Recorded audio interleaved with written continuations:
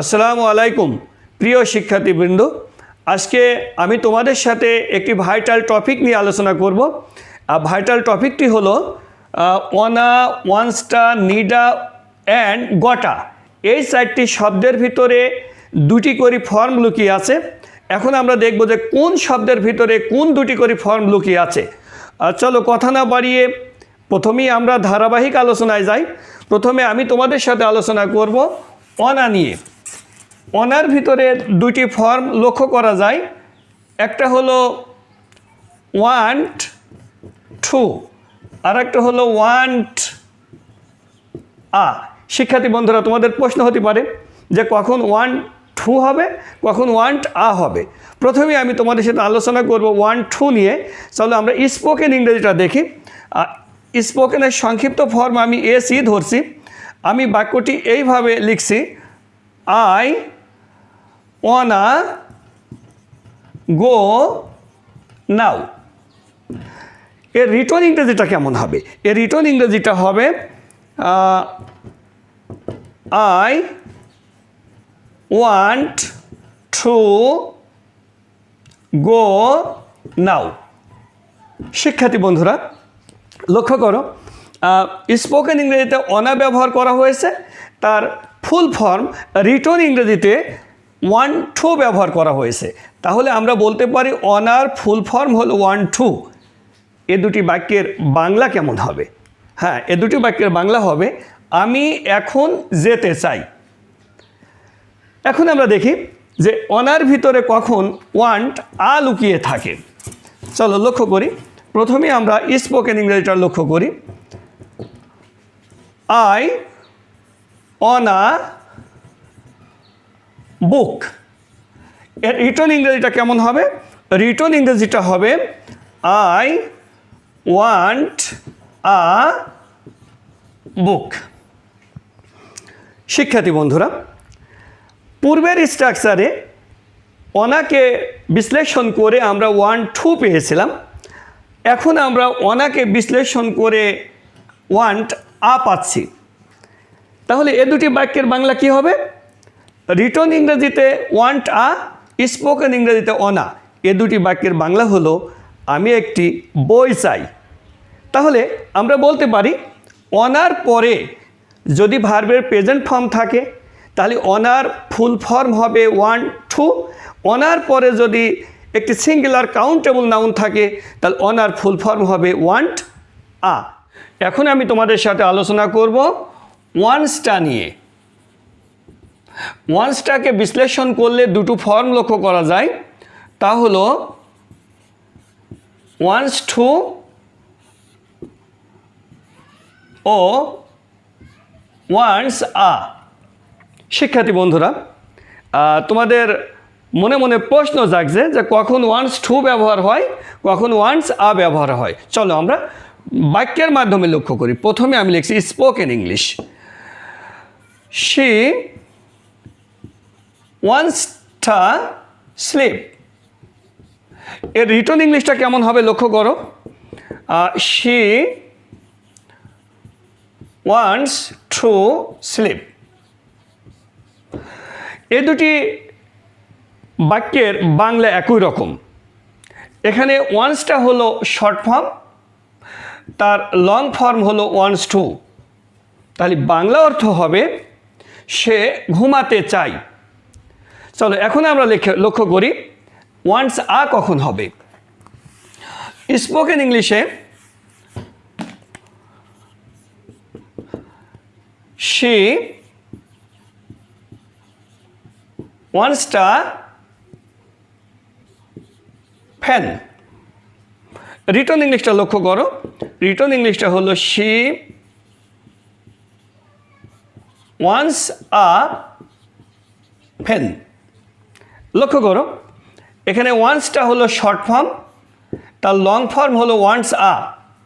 তাহলে এ দুটি বাক্যের বাংলা হবে সে একটি কলম চাই। লক্ষ্য করো যে ওয়ান্টসটার পরে ভার্বের প্রেজেন্ট ফর্ম থাকলে ওয়ান্টস টু হয়, আবার ওয়ান্টসটার পরে একটি সিঙ্গুলার কাউন্টেবল নাউন থাকলে ওয়ান্টস আ হয়। চলো এখন আমরা আলোচনা করি নিডা নিয়ে।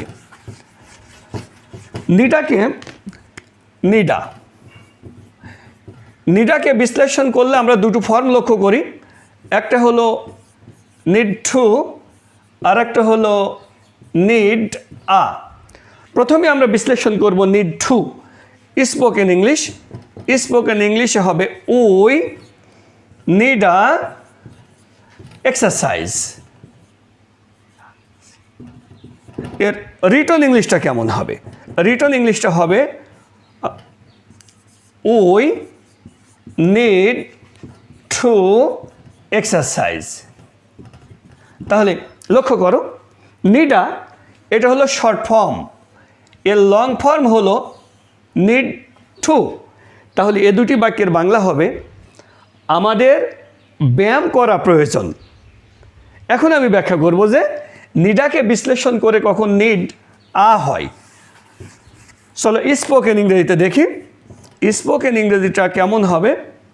We need a house. লক্ষ্য করো রিটন ইংলিশটা কেমন হবে? We need a house. এখানে নিডার ফুল ফর্ম হলো নিড আ, এখানে নিড আ সংক্ষিপ্ত রূপ, আর নিড আ এটা পূর্ণ রূপ। তাহলে এ দুটি বাক্যের বাংলা হবে আমাদের একটি বাড়ির প্রয়োজন। এখন আমি তোমাদের সাথে আলোচনা করব গটা নিয়ে। গটাকে বিশ্লেষণ করলে আমরা দুটি form pi, have got two, আরেকটি ফর্ম পাই হলো হ্যাভ গট আ। তাহলে আমরা দেখি বাক্যের মাধ্যমে বোঝার চেষ্টা করি। প্রথমে আমি লিখি spoken English, they got a stop। এর ফুল ফর্মটা কেমন হবে? রিটন ইংলিশটা দেখি। রিটন ইংলিশে হবে they have got to stop। লক্ষ্য করো শর্ট ফর্মে ব্যবহার করা হয়েছে গটা, আর লং ফর্মে ব্যবহার করা হয়েছে হ্যাভ গট টু। তাহলে আমরা বলতে পারি গটা হলো শর্ট ফর্ম, তার লং ফর্ম হলো হ্যাভ গট টু। তাহলে এ দুটি বাক্যের বাংলা কি হবে? এ দুটি বাক্যের বাংলা হবে তাদেরকে থামতে হবে। চলো এখন আমরা দেখি হ্যাভ গট আ কখন হবে। প্রথমে আমরা স্পোকেন ইংরেজি লক্ষ্য করি। স্পোকেন ইংলিশ, they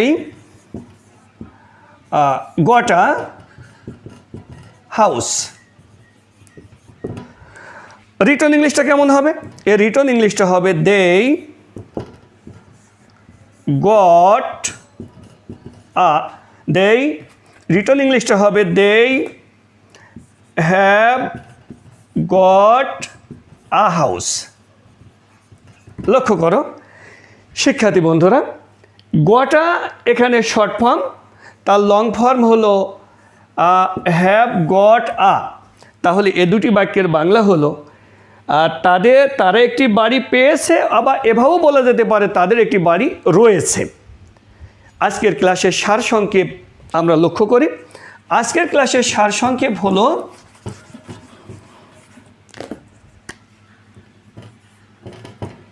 অনা want to।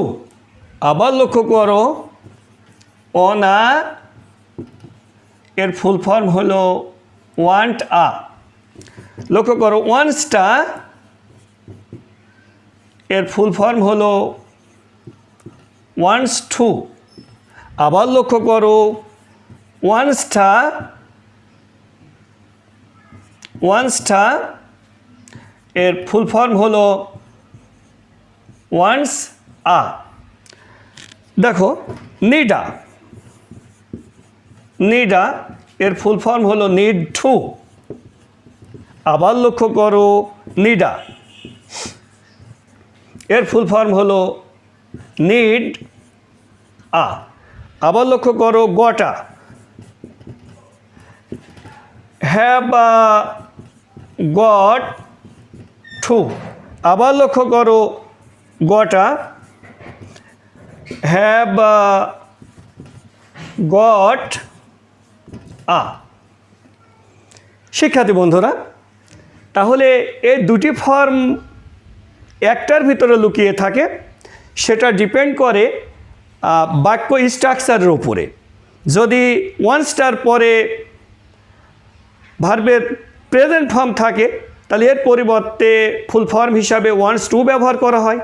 আবার যদি নাউন থাকে তাহলে ওয়ান্স আ ব্যবহার করা হয়। ঠিক তদ্রূপভাবে ওয়ানার পরে যদি ভার্বের প্রেজেন্ট ফর্ম থাকে তাহলে ওয়ান টু ব্যবহার করা হয়। আবার ওনার পরে যদি নাউন থাকে, সেটা সিঙ্গুলার নাউন, তাহলে ওয়ান আ ব্যবহার করা হয়। এভাবে নিডা, গটা একটা স্ট্রাকচারের উপরে need to, Nida, got to, গটা এরূপ ব্যবহার হয়ে থাকে।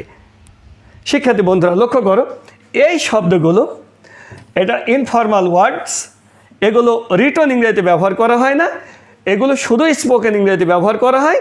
আর এই স্ট্রাকচারগুলো হলো স্ট্যান্ডার্ড, এগুলো ব্যাকরণ অনুসারে গঠিত হয়েছে।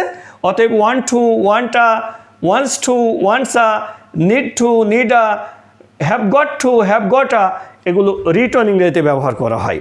শিক্ষার্থী বন্ধুরা, আমার এই ক্লাস থেকে তোমার যদি একটু উপকার হয়ে থাকে তাহলে লাইক, কমেন্ট, শেয়ার করতে ভুলবে না। তোমরা যারা একেবারেই নতুন, পরবর্তী আপডেটস পাওয়ার জন্য আমার এই চ্যানেলটিকে সাবস্ক্রাইব করে ফেলো। পরিশেষে তোমাদের সকলেই সুস্বাস্থ্য কামনা করে এখানেই বিদায় নিচ্ছি। আল্লাহ হাফেজ।